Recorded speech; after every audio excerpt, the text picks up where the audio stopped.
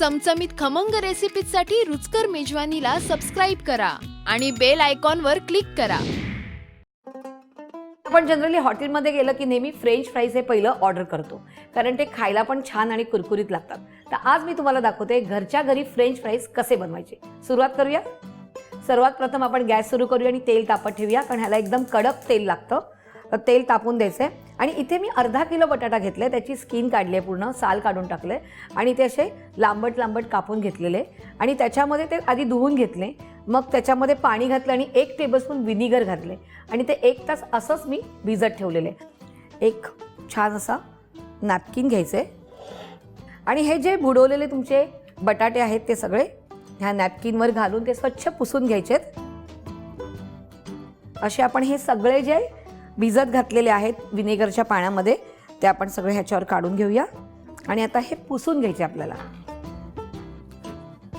अगदी थोडेसे ओलसर आले तर चालतील, पण पूर्ण जे पाण्याने भरलेले असतात तसे घ्यायचे नाही आहेत.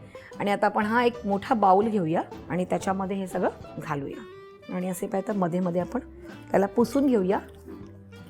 आता ह्याच्यामध्ये आपल्याला काळं मिरी पावडर साधारण 1 टीस्पून घेऊया.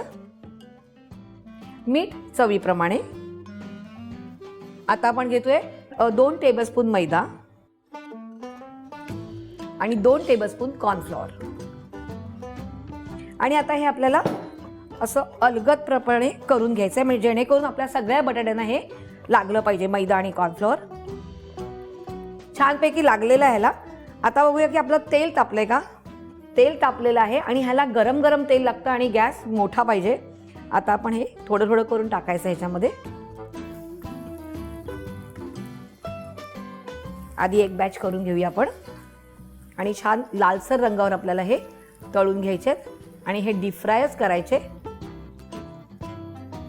छान असं लालसर रंगावर कुरकुरीत होणार आहेत, त्यामुळे ते करून घ्यायचे.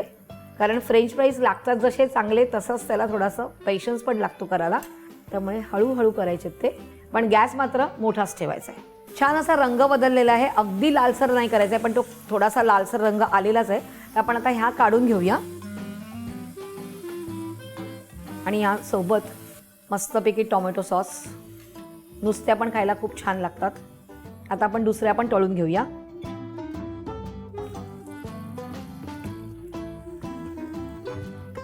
आणि सतत त्याला असं हलवायचं पण नाहीये, त्यामुळे आता ते होऊन द्यायचे.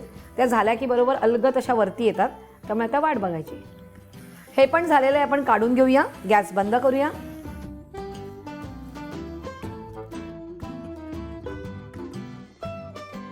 गरमागरम फ्रेंच फ्राईज तयार आहेत. तुम्हाला जर अजून ह्या तिखट हवा असेल तर तुम्ही पेरी पेरी मसाला यूज करू शकतात आणि त्याची लिंक डिस्क्रिप्शन बॉक्समध्ये आहे.